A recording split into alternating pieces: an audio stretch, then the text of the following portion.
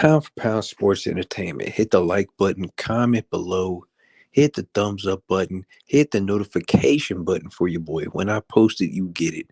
With that being said, it's your host F Merritt. We're gonna get right to it, man. A lot of things going on in boxing. Uh, people running their mouth, rumors, people bringing up old conversations, old interviews with Gervonta Tank Davis, and it's making the Breakfast Club. Listen, first of all, salute to Errol Spence, salute to Terence Crawford. Two good fighters. It is what it is, undisputed. Terence Crawford became the victor. He's undisputed at 147. But at the same time, this is what I can't stand about the boxing media. It's always who's next. It's always this hypothetical, this fantasy fight, this, that, and the third, whatever. But it does beg the conversation of what is the next super big fight in the sport of boxing, right? And when I asked that, I think I can only think of a couple big fights. Now we have Charlo, Canelo going down September 30th in Las Vegas, and there's nothing wrong with that. Cool, but they bring up, the media has brought up this old interview on I believe it was Chicken Talk. Salute to them, man. You know what I'm saying? Was it Lefty? Lucky Lefty, whatever the name is. Salute to them. No disrespect at all. They put on, they do great content over there, and they do their thing on Twitter. You know what I'm saying? Salute to them. But Chicken Talk. I'm gonna say it again, Chicken Talk, because I didn't like how the Breakfast Club brought up that conversation, brought up the interview, the old Gervonta Davis interview, talking about possibly fighting or wanting to fight Terence Crawford at 147 pounds and stopping Terence Crawford. I didn't like how the Breakfast Club didn't give them their credit. So I'm gonna give them their credit. Chicken Talk. So it is what it is. Y'all check that out on Twitter. But at the same time, how could we make that super mega fight happen between Gervonta Tank Davis and Terence Crawford? Obviously, it would have to be at 147 pounds. Tank would have to come up. He's a 135 fighter. He's fought one 140 fight against Mario Barrios. Ended up stopping him in a great fight. I don't know. All the people that I interview and have talked to, they say that Tank's power transfers over. I did an interview with Luis Arias, who fights at 154. And he's like, "Yo, I sparred Tank. The power's crazy." I just did an interview with Cody Crowley. He was like, "Yo, his power is crazy. His power is real. He's never been hit that hard by anybody ever. As opposed to compared to what Tank did. You know what I'm saying? Like, so is everybody saying Tank has power? So if I'm Tank, it's like, yo, I don't have an opponent right now. I want to get back in the ring. It's rumors of me and Chris Colbert. Rumors of Isaac Cruz wants to rematch. Devin Haney's moving up. Shakur's trying to fight Loma. Like, why not?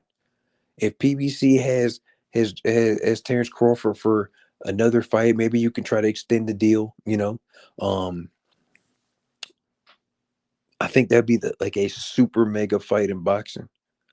You might have to put that at a stadium. You might have to put that at was it Elegant, whatever, the Raiders Stadium over in Vegas. You might have to put that up in there. Terence Bud Crawford went into Super Saiyan 13. I don't even know if that is that, but he went to another level, taking on Errol Spence, dominating fashion, gave out one of the worst ass whoopings I've ever seen in my life. He was just beating him to the punch in every aspect of the game, did whatever he wanted to do. So in his, great presentation, the ring walk with Eminem, he gave the fans their money's worth. He is a superstar. You cannot deny it. I don't care. You like him, hate him, you got to respect him, baby. You got to respect Terence Bud Crawford and recognize a superstar when you see him. Period. And Gervonta Tank Davis is a superstar. Fan favorite. Sellouts everywhere. He just defeated Ryan Garcia. Wants to get back in the game. Why not make that fight at 147 pounds? Now, the difficult part is, Terence Crawford did say it was kind of difficult for him to make 147 pounds this time around. I don't know why, but hey, listen, he might. It looks like he's eyeing going to 154 pounds. Obviously, he said that he wants Jermel Charlo. Jermel Charlo was busy with Canelo Alvarez. We have a rematch clause that Errol Spence says he's going to activate, and hopefully the fight between Terence Crawford will be at 154 pounds. We don't know, but I put a poll out and I asked everybody, would they like to see a rematch between Terence Bud Crawford and Errol Spence? Even if it's 47, 54, we don't care. Just a rematch in general. Most of you guys said no. The majority said no. We do not want a rematch. That ass whooping was historic to the point where we don't want to see the rematch. Now, hypothetically, right? Say if they do the rematch, but they go the Wilder Fury route, where they had the second fight, okay? No, well, they had the first fight, then we took a fight in between, then we had the second fight. Cool. I'm cool with that. I'm fine with that. So if I'm Terence Bud Crawford, I think it was a 2-fight deal or 2 or 3 fight deal that he signed with PBC. If I'm him and you want to take a fight in between, maybe you give up all the belts except the WBC belt or something like that, or whatever, however you want to do it. And you fight Gervonta Tank Davis at 147 pounds. Money grab, super big, crazy payday. Oh my God, it would go crazy. That would do crazy numbers. Number one. Number two, or you could, fight who's at 147 pounds? Tszyu. We can fight Tszyu for the WBO strap that Jermel Charlo will be giving up. We just received word yesterday that since Jermel Charlo and Canelo Alvarez is fighting, he will be announced as the 154-pound undisputed champion during, for the announcements and this, that, and the third. But as soon as that bell rings, it's over with. That WBO belt is going to Tszyu. Tszyu will become the full WBO 154 champion. Now, I would have loved to see that fight. It is what it is. But as soon as I heard the announcement of Jermel Charlo taking on Canelo Alvarez, undisputed versus undisputed, Canelo Alvarez undisputed at 168 pounds, Jermel Charlo undisputed at 154 pounds. He's going to be moving up 2 weight classes. I knew Jermel Charlo was not coming back to 154 pounds. That was just common sense. You don't move up 2 weight classes and then move back down. It doesn't work like that. Trust me. Ask Mr. Roy Jones Jr. how that worked out when he went to heavyweight, then came back down and took on Antonio Tarver. It doesn't work out well, okay? And all respect to Roy Jones Jr. Oh, my God, one of my favorite fighters of all time. But it doesn't work out well when you make that jump like that. So looks like Jermel Charlo is going to be giving up that WBO belt to Tszyu. Tszyu needs an opponent. Terence Bud Crawford wants to go to 54. Hypothetically, if Terence Crawford and Errol Spence take a fight in between the rematch and they want to do the rematch at 154 pounds, why not have Terence Bud Crawford take on Tszyu for the WBO belt? And you secure that belt, and then you, Errol Spence, can fight for a belt at 154. What's wrong with that? I have no problem with that, ladies and gentlemen.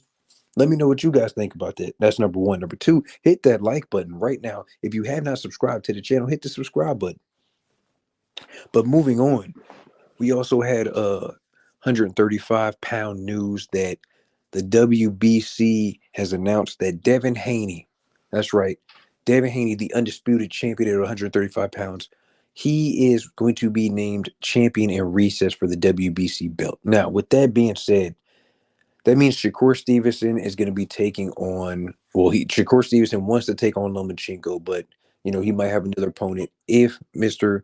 Lomachenko does not agree to take that fight with Shakur Stevenson for I guess they say the vacant WBC belt at 135 pounds. And hypothetically, if Devin Haney, who is moving up to 140 to take on Regis Prograis, who has the WBC belt at 140, if Devin Haney decides to come back down to 135, and take on the winner of Shakur or whoever he's fighting, it's going to be a 50-50 split. So, I mean, realistically, it looks like Shakur is going to be, he might not get that Devin fight. I'm not going to lie to you. If I'm Devin, I'm just getting that belt at 140. I gave up the 135 belt at 135, and I'm pretty much going. I'll start slowly dropping off every other belt and then just moving on to 140 where I'm going to be more comfortable. Hopefully my boxing skills are going to transfer over. Obviously, I'm going to feel better. That's the main thing. He was killing himself to make 135. He's a big kid. So let the Shakur Stevenson reign start at 135. We'll see what happens with that. Hopefully he gets a big Lomachenko fight. Lomachenko is, I guess, to some people, the people's champ to a degree. A lot of people think that Lomachenko beat Mr. Devin Haney. It is what it is. I go by what the judges said. The judges said, hey, Devin Haney won. Devin Haney won. That's it. It is what it is. It was a close fight, good fight, very technical fight. But I personally think Devin Haney won that fight in a close decision. But it is what it is. You got the W. But I mean, hey, anybody saying anything about Devin Haney, listen, just stop, bro. Stop.